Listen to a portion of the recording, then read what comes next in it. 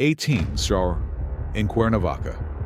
Federal forces move in and seal off a luxury residential complex.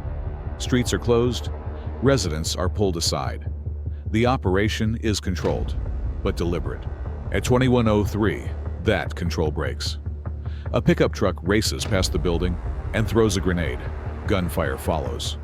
What was meant to be an arrest turns into a final confrontation.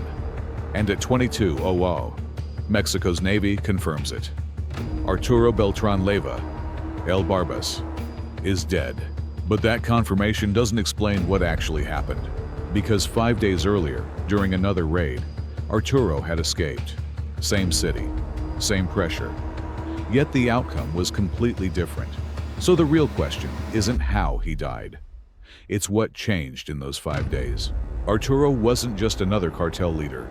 For years, he operated inside the same power structure as El Chapo, an ally trusted with roots and security. And then, that relationship collapsed. Almost overnight, an internal split turned him into El Chapo's biggest rival, setting off a conflict that didn't end with his death, but fractured into smaller wars that still echo today. This isn't a story about nicknames. It's a case file on what happens when a trusted alliance breaks, and how that single fracture can trigger consequences long after the headlines fade.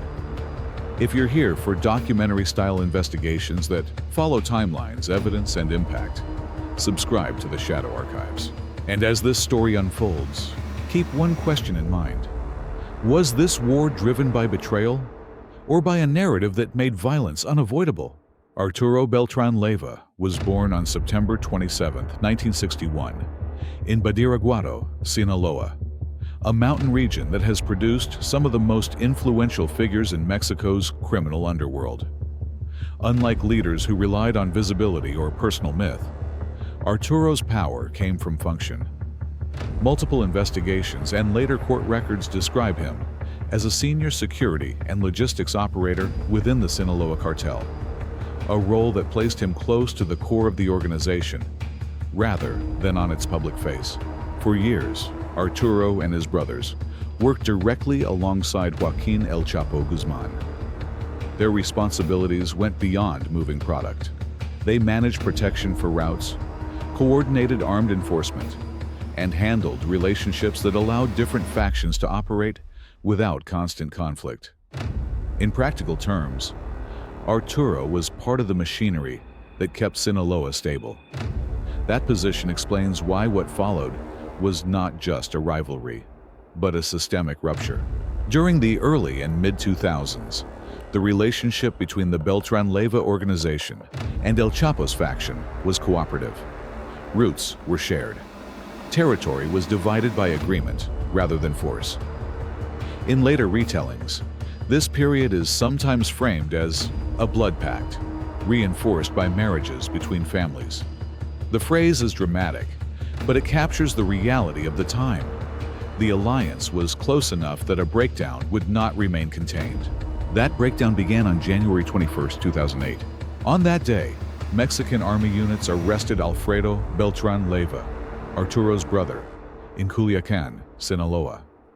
Authorities described the operation as a major success and reported the seizure of large sums of cash, transported in suitcases, along with weapons and military-style equipment. From the government's perspective, a high-value target had been taken off the board. Inside the criminal structure, the arrest was interpreted very differently. According to later reporting and accounts from individuals familiar with the split, rumors spread quickly that Alfredo's location had been disclosed from within the same criminal network he had previously worked alongside. No official document has ever proven that claim. But what mattered was perception. In organizations built on secrecy, the belief that information had been traded was enough to break trust. That suspicion deepened within days. Around the same period as Alfredo's arrest, one of El Chapo's sons, who had been detained, was released. There is no public record linking the two events as a negotiated exchange. Still, inside the Beltrán Leyva circle, the sequence was interpreted as a signal, fair or not, that cooperation with authorities had occurred. From that moment, communication narrowed, coordination collapsed, and the alliance between former partners shifted from cooperation to hostility. By early 2008, the split was no longer theoretical. In Culiacan, armed crews tied to former partners began avoiding shared routes and protection. In parts of Durango, convoys reportedly moved with heavier security and tighter timing, a clear sign that joint enforcement had broken down. And in Tamaulipas, a strategic corridor long contested by multiple groups, the fallout became more visible. Rather than open battles, rival factions carried out targeted attacks and ambushes, designed to test loyalty and force smaller crews to choose sides. Then came the moment that made reconciliation impossible. On May 8, 2008, Edgar Guzman Lopez, one of El Chapo's sons, was killed in Culiacan. While attribution and planning remained debated publicly, the consequence was immediate and widely acknowledged. After Edgar's death, the conflict hardened into open retaliation. What had been a dispute over trust became a personal and organizational war. From that point forward, escalation was structural. As late 2008 turned into 2009, the Beltrán Leyva Organization formally broke away from the Sinaloa cartel. To counter El Chapo's influence, they aligned with rival groups, most notably the Gulf Cartel and its former enforcement arm, Los Zetas. This alliance mattered because Los Zetas brought military-style tactics and a reputation for extreme violence, dramatically changing how the conflict was fought. At the operational level, the Beltrán Leyva group relied on armed cells, commonly referred to as Los Negros and Los Pelones. These were not symbolic names. They described enforcement units tasked with protection, retaliation, and territorial control, often operating in cities where alliances were fluid and loyalty was enforced through force. Figures such as Edgar Valdez Villarreal, known as La Barbie, emerged as prominent operators during this phase.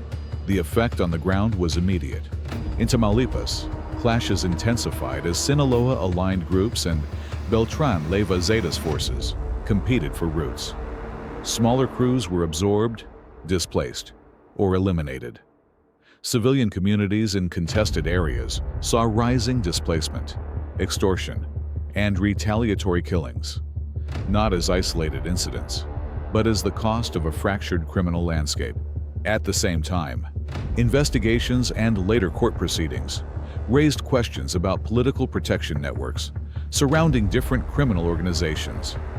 Allegations of bribery and compromised officials surfaced in multiple cases, though responsibility and scope remain contested. What is clear is that the perception of protection, real or assumed, shaped how groups calculated risk and escalated violence. By mid-2009, Arturo Beltrán Leyva was no longer an internal operator. He was a priority target. This coincided with an intensified federal campaign under President Felipe Calderón, which expanded the use of military forces against cartel leadership. Publicly, the strategy emphasized decisive strikes. Privately, analysts warned that removing central figures often leads to fragmentation rather than stability. The final phase begins in December 2009. On December 11, 2009, naval forces raided a lavish party at a property in Tepoztlán, near Cuernavaca.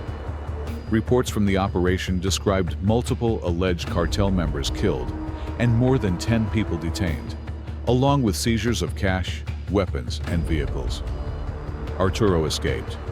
That escape reshaped the final hunt, because from that moment on, the story had a clock. 5 days. 5 days of limited movement. 5 days where every contact felt compromised. 5 days in which a man who once relied on networks was forced into hiding inside a fixed location. On December 16, 2009, intelligence led federal forces to a luxury apartment complex in Cuernavaca, later identified in broadcast accounts as Apartment 201. The operation unfolded step by step. 18 hours. The first contingent arrived and established a perimeter. 1835, a second contingent reinforced the operation. Around 1845, a third contingent deployed around the complex. 1915, the area was secured. Residents were gathered and buildings searched. 2103, a pickup truck sped past and threw a grenade at federal forces. Gunfire followed and the attacker was detained. Approximately 90 minutes. Sustained exchanges involving high-powered weapons and grenades. 2150, naval forces regained full control of the complex.